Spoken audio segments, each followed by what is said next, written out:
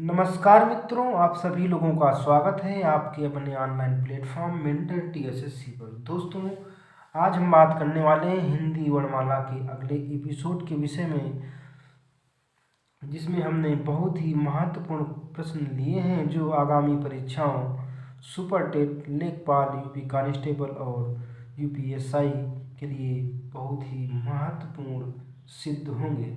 तो बिना किसी देरी के हम लोग आज अपने पहले प्रश्न की ओर चलते हैं। पहला प्रश्न है, स्वर ए का उच्चारण स्थान कौन सा है? ऑप्शन ए कंठोष्ठ, ऑप्शन बी दंतोष्ठ, ऑप्शन सी कंठतालव्य, ऑप्शन डी ओष्ठ। दोस्तों, ए और ऐ का निर्माण आ और ई से होता है, जहाँ आ का उच्चारण कंठ, ई का उच्चारण तालु होता है। इस प्रकार से ए और ऐ का उच्चारण स्थान ऑप्शन सी कंठ तालव्य हो जाएगा।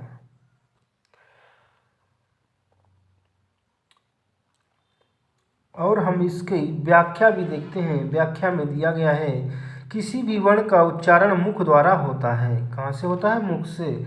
जिह्वा मुख के जिस भाग को स्पर्श करती है उन्हीं स्थानों को वर्णों का उच्चारण स्थान कहा जाता है। स्वर ए का उच्चारण स्थान कंठ तालु है, जबकि कंठोष्ठ वर्ण ओ और औ का है। दंतोष्ठ वर्ण व है तथा ओष्ठ वर्ण उ, पा, बा, म है। तो हम लोग चलते हैं क्वेश्चन नंबर 27 की ओर। हिंदी शब्दकोश में का के बाद कौन सा व्यंजन दिखाई देता है? दोस्तों, ऑप्शन नंबर ए ज्ञा, ऑप्शन नंबर बी चा, ऑप्शन सी खा, ऑप्शन डी छा। तो हिंदी शब्दकोश में का के बाद छा दिखाई देता है, ऑप्शन नंबर डी। इसकी हम लोग व्याख्या भी देखेंगे। हिंदी शब्दकोश में का के बाद छा वर्ण आता है क्योंकि छा संयुक्त व्यंजन है जो कि का और छा से मिलकर बनता है। क्वेश्चन नंबर 28, निम्न में दंत वर्ण कौन सा है? ऑप्शन ए सा, ऑप्शन बी पा, ऑप्शन सी टा, ऑप्शन डी हा। तो दोस्तों, यहाँ पे दंत वर्ण हमारा ऑप्शन ए सा हो जाता है। इसकी व्याख्या भी हम लोग देखते हैं। व्याख्या में दे रहा है, सा तो दंत वर्ण है जो वत्सर्ण दंत मूल से उच्चारित किया जाता है, जबकि पा ओष्ठ टा मूर्धन्य, पा जो है ओष्ठ है, टा मूर्धन्य है तथा हा स्वर यंत्री काकल्य वर्ण है या फिर कंठ द्वारा उच्चारित किया जाता है। कौन? हा वर्ण। क्वेश्चन नंबर 29, निम्न में अनुनासिक वर्ण अनुनासिक वर्ण कौन सा है? दोस्तों, हमें अनुनासिक वर्ण बताना है। ऑप्शन ए पा, ऑप्शन बी बा, ऑप्शन सी मा, ऑप्शन डी था। तो यहाँ पे अनुनासिक वर्ण मा है, ऑप्शन सी। इसकी हम लोग व्याख्या भी देखेंगे। प्रश्नगत विकल्पों में मां अनुनासिक वर्ण है, ठीक है। ऐसे वर्ण का उच्चारण नासिका तथा मुंह से होता है और उच्चारण में लघुता रहती है। हिंदी वर्णमाला में 5 वर्ण अंगा, इया, अड़ा, न और मां अनुनासिक हैं। विकल्प में पा, बा तथा था वर्ण तीनों ही स्पर्श व्यंजन हैं। बिल्कुल सही बात है। क्वेश्चन नंबर 30 है, ला और सा का उच्चारण किस स्थान से होता है? तो यहाँ पे दोस्तों ऑप्शन ए में दिया है कंठ, ऑप्शन बी दंत, ऑप्शन सी ओष्ठ, ऑप्शन डी तालव्य। ला और सा का उच्चारण स्थान दंत होता है। इसकी हम लोग व्याख्या भी देखेंगे। व्याख्या में दिया है, ला और सा का उच्चारण स्थान दंत है। हिंदी वर्णमाला के वर्णों के उच्चारण स्थान से संबंधित विवरण निम्नलिखित है। कंठ से कौन कौन से वर्ण बोले जाते हैं?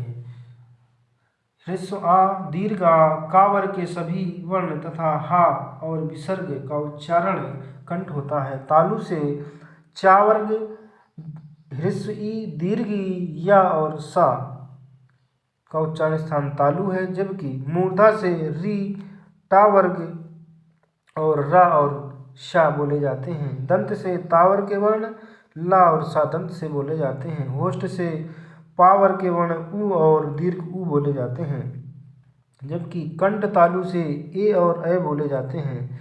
कंठ ओष्ठ से ओ और औ बोले जाते हैं। दंत ओष्ठ से व का उच्चारण स्थान दंत ओष्ठ है। अब हम लोग चलते हैं क्वेश्चन नंबर अगला जो है हमारा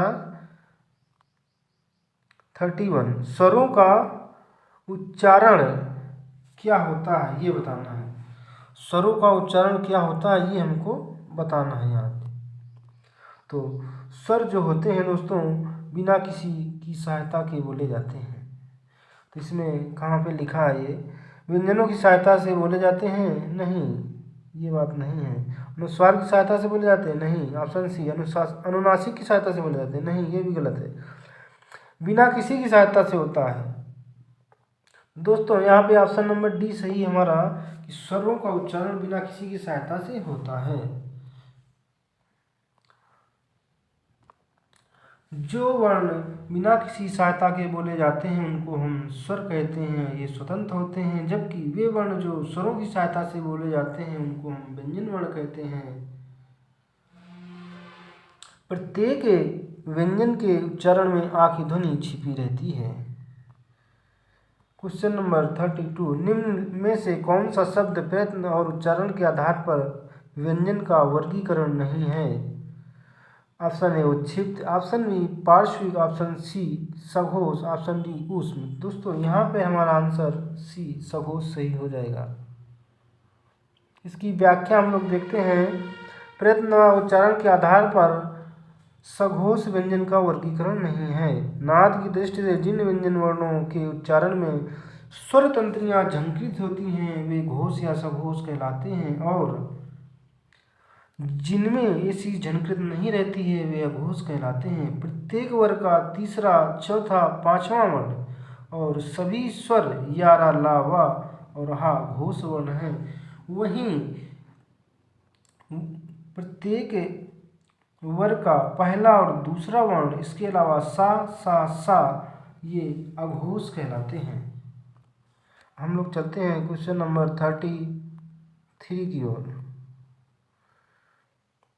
जिन स्वरों के उच्चारण में दो मात्रा का समय लगता है या हिस्से से दुगुना समय लगता है उनको क्या कहते हैं? तो दोस्तों उनको हम गुरु स्वर कहते हैं, गुरु स्वर या दीर्घ स्वर कहते हैं। ऑप्शन ए में लिखा है प्लुत स्वर, ऑप्शन बी गुरु स्वर, ऑप्शन सी मूल स्वर, ऑप्शन डी लघु स्वर। नहीं, उनको हम लोग गुरु स्वर कहते हैं। इसका हम लोग व्याख्या भी देखेंगे। व्याख्या में दे रहे हैं जिन स्वरों के उच्चारण में ह्रस्व स्वरों से अधिक समय लगता है वह दीर्घ स्वर या गुरु स्वर कहलाता है। बिल्कुल सही बात है। मात्रा की दृष्टि से दीर्घ स्वर द्विमात्रिक स्वर कहलाते हैं, अर्थात दो मात्रा वाले स्वर। दो मात्रा होने के कारण ही उच्चारण में ह्रस्व स्वर से दुगुना समय लगता है। आ एग्जाम्पल के तौर पर आ और आ, बड़ा आ, ई और ई, दीर्घ ई, उ और उ, दीर्घ उ। Question number 34। जिस व्यंजन ध्वनि के उच्चारण के समय स्वर तंत्री में कंपन होता है, उच्चारण स्थान के आधार पर ध्वनियों के वर्गीकरण उसका क्या स्थान है? दोस्तों ऑप्शन ए मूर्धन्य, ऑप्शन बी वत्सर्य, ऑप्शन सी काकल, ऑप्शन डी कंठ। यहाँ पे इसका आंसर सी सही हो जाएगा, काकल। क्वेश्चन नंबर अगला है निम्नलिखित में से किस शब्द में स्वर व्यंजन संबंधी अशुद्धि नहीं है? ये हमें बताना है। नंबर 1 ऑप्शन है आरोग्य, नंबर बी ईसाई, नंबर सी ऊर्जस्वी और नंबर डी औत्सुक्य। तो यहाँ पे दोस्तों ऊर्जस्वी में अशुद्धि नहीं है, बाकी में अशुद्धि है। आरोग्य नहीं होता है, वो आरोग्य होता है, जबकि ईसाई होता है, औत्सुक्य उत्सुक होता है। Question number 36। Question number 36। निम्नलिखित में से कौन सा शब्द स्वर का वर्गीकरण नहीं है? ऑप्शन ए प्लुत, ऑप्शन बी ह्रस्व, ऑप्शन सी संयुक्त, ऑप्शन डी द्वित। तो यहाँ पे आपका आंसर हो जाएगा द्वित। इसका हम लोग व्याख्या भी देखेंगे। व्याख्या में दिया गया है कि द्वित स्वर का वर्गीकरण नहीं होता। बिल्कुल सही बात है। शेष तीनों स्वर के ही भेद है। मूलतः स्वर तीन प्रकार के होते हैं, जैसा कि हमने आपको ऊपर एक प्रश्न में बताया था। तीन स्वरों में नंबर 1 ह्रस्व स्वर, इसमें आ ई ऊ और री आते हैं। नंबर 2 दीर्घ स्वर, इसमें दीर्घ आ, दीर्घ ई, दीर्घ ऊ आते हैं। नंबर 3 संयुक्त स्वर, इसमें ए ऐ ओ औ आते हैं। ठीक है। इसके बाद मात्रा के आधार पर स्वर के भी तीन भेद होते हैं। मात्रा के आधार पर भी स्वर के 3 भेद होते हैं। ह्रस्व स्वर या एक मात्रिक स्वर, दीर्घ स्वर या द्विमात्रिक स्वर, प्लुत स्वर व त्रिमात्रिक स्वर। तो इसमें ह्रस्व स्वर या एक मात्रिक स्वर में आ ई ऊ और री आते हैं। दीर्घ स्वर या द्विमात्रिक स्वर में आ ई ऊ ए ऐ ओ औ आते हैं। जबकि प्लुत स्वर में ओम, राम ऐसे शब्द आते हैं। क्वेश्चन नंबर 37, निम्नलिखित में से कौन सा मूल दीर्घ स्वर नहीं है, ये हमें बताना है। ऑप्शन ए आ, ऑप्शन बी ई, ऑप्शन सी ऊ, ऑप्शन डी ओ। तो यहाँ पे दोस्तों ऑप्शन डी सही हो जाएगा। इसकी हम लोग व्याख्या भी देखेंगे। ओ जो है मूल दीर्घ स्वर न होकर संयुक्त स्वर है। जिन वर्णों पर अधिक जोर दिया जाता है वे दीर्घ स्वर कहलाते हैं। जैसे आ ई ऊ री, ये मूल दीर्घ स्वर हैं।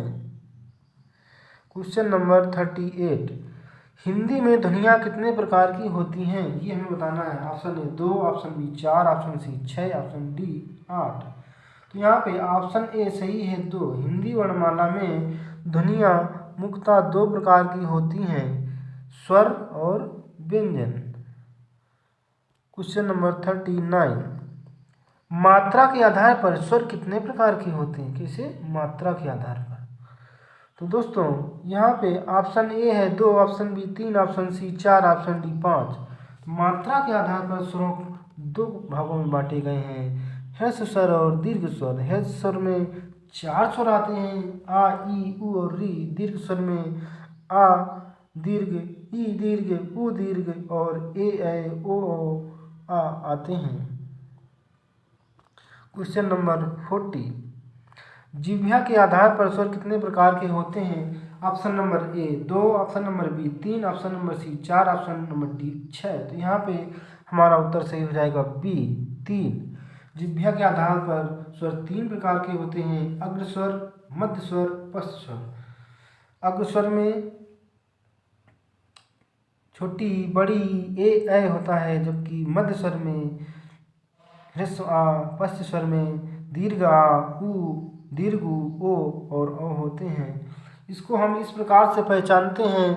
हमारा मुंह होता है, इसमें जीभ का जो भाग आगे की ओर मुंह की तरफ होता है उसको हम अग्र स्वर कहते हैं, तथा जो अंदर गला की तरफ जुड़ा होता है उसको हम पश्च स्वर कहते हैं, और बीच वाले भाग को मध्य भाग कहते हैं। क्वेश्चन नंबर 41, क्वेश्चन नंबर 41, जिनका उच्चारण स्वतंत्रता से होता है और जो व्यंजन के उच्चारण में सहायक होते हैं उसे हम क्या कहते हैं। ऑप्शन नंबर ए संज्ञा, ऑप्शन नंबर बी स्वर, ऑप्शन नंबर सी व्यंजन, ऑप्शन नंबर डी विसर्ग। तो उसको हम लोग स्वर कहते हैं। क्या कहते हैं, स्वर।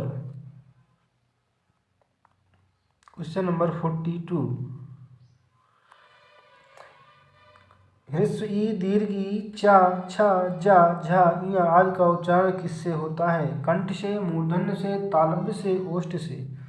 दोस्तों यहाँ पे इसका उत्तर जो है ऑप्शन नंबर सी सही हो जाएगा। कंठ से का वर्ग बोला जाता है, इसके अलावा हा भी बोला जाता है। मूर्धन्य से टा वर्ग बोला जाता है और होष्ठ से पा वर्ग।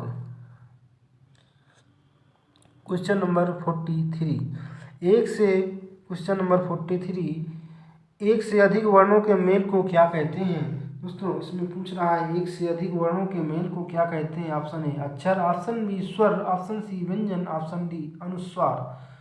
तो यहाँ पे हमारा ऑप्शन नंबर ए सही हो जाएगा, अक्षर। इसका हम लोग व्याख्या भी देखेंगे। एक से अधिक वर्णों के मेल को क्या कहते हैं, अक्षर कहते हैं। अक्षर स्वर और व्यंजन के संयुक्त रूप को कहते हैं। अक्षर स्वर और व्यंजन के संयुक्त रूप को कहते हैं। का और आ से मिलकर बना है। को जो है का के नीचे जो लगा है वो हलंत है। ओ से मिलकर बना है। का और ऊ से मिलकर बना है। ये सभी अक्षर हैं। क्वेश्चन नंबर नेक्स्ट है 44 नंबर। निम्न में दीर्घ स्वर है।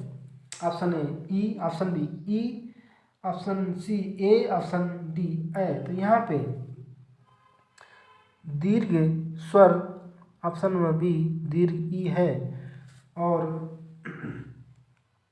ई को हम ह्रस्व ई, ए को संयुक्त स्वर ए और अ को संयुक्त स्वर अ कहते हैं। Question number 45। निम्न में अंतस्थ व्यंजन कौन सा है? तो दोस्तों ऑप्शन ए गा, ऑप्शन बी जा, ऑप्शन सी वा, ऑप्शन डी सा। तो यहाँ पे हमको अंतस्थ व्यंजन बताना है, क्योंकि हमें मालूम है अंतस्थ व्यंजनों की संख्या 4 होती है, या, रा, ला और वा। इस प्रकार यहाँ पे ऑप्शन नंबर सी सही हो जाएगा, वा।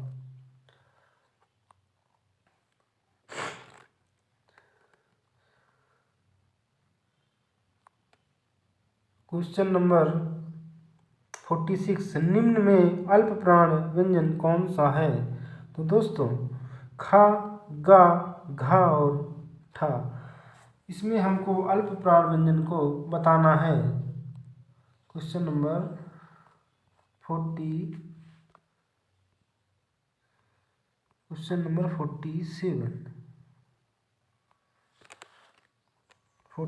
में हमें अल्प प्राण बताना है, ठीक ना।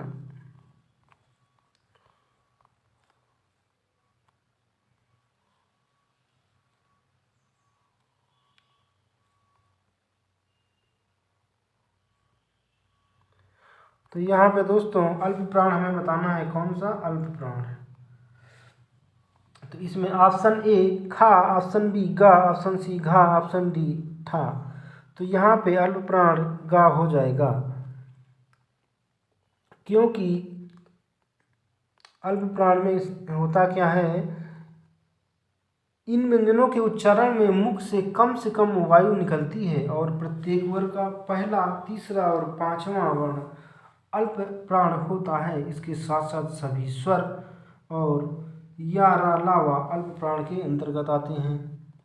और दीर्घ महाप्राण में इनके उच्चारण में मुख से अधिक वायु निकलती है तथा हकार की ध्वनि सुनाई देती है। प्रत्येक वर्ग का दूसरा और चौथा वर्ण, और इसके साथ साथ ऊष्म व्यंजन महाप्राण के अंतर्गत आते हैं। क्वेश्चन नंबर अगला है, निम्न में से घोष वर्ण कौन सा है? तो दोस्तों ऑप्शन ए जा, ऑप्शन बी का, ऑप्शन सी चा, ऑप्शन डी टा। तो यहाँ पे हमको घोष वर्ण बताना है, तो घोष वर्ण जा हो जाएगा। व्याख्या में हम लोग देखते हैं घोष वर्ण और अघोष वर्ण किसे कहते हैं। घोषत्व के आधार पर वर्ण मुख्यतः 2 प्रकार के होते हैं। सघोष, जिन वर्णों के उच्चारण में स्वर तंत्रियों में कंपन उत्पन्न होता है उन्हें सघोष कहते हैं। प्रत्येक वर्ग का तीसरा, चौथा और पांचवा, इसके अलावा या, रा, ला, वा, हा तथा सभी स्वर सघोष होते हैं। अघोष, अघोष वर्ण, जिन वर्णों के उच्चारण में स्वर तंत्रियों में कंपन उत्पन्न नहीं होता उन्हें अघोष वर्ण कहते हैं। प्रत्येक वर्ग का पहला, दूसरा व्यंजन तथा सा, सा, सा अघोष वर्ण है। सा, सा और सा अघोष वर्ण है। क्वेश्चन नंबर 48 बताना है, निम्न में से ओष्ठ वर्ण कौन सा है? ओष्ठ ऐसा वर्ण जो ओठ से बोला जाता है। ऑप्शन ए आ, ऑप्शन बी दीर्घ आ, ऑप्शन सी ई, ऑप्शन डी ऊ। तो यहाँ पे हमारा उत्तर डी नंबर सही हो जाएगा। इसकी हम लोग व्याख्या भी देखते हैं, देखेंगे।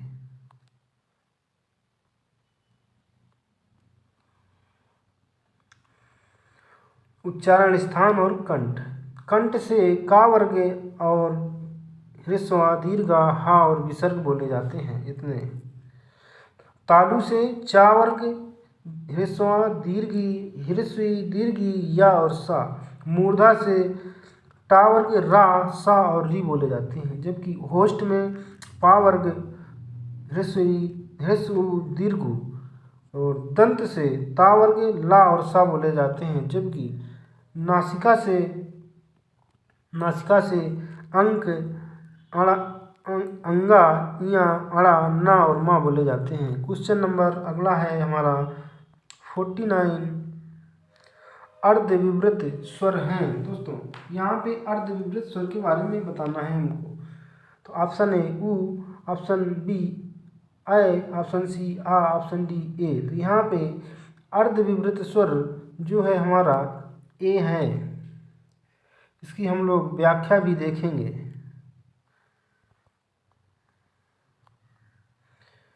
व्याख्या में ये है कि मुख द्वार के खुलने के आधार पर स्वर 4 प्रकार के होते हैं जो निम्नवत हैं। नंबर 1 विवृत, जिन स्वरों के उच्चारण में मुख द्वार पूरा खुल जाता है, तो जैसे आ, दीर्घ आ। अर्धविवृत, जिन स्वरों के उच्चारण में मुख द्वार आधा खुलता है, जैसे आ, ऐ, आ और औ, ये चारों। इसके बाद है अर्ध सम्रत, जिन स्वरों के उच्चारण में मुख द्वार आधा बंद रहता है, ए और ओ।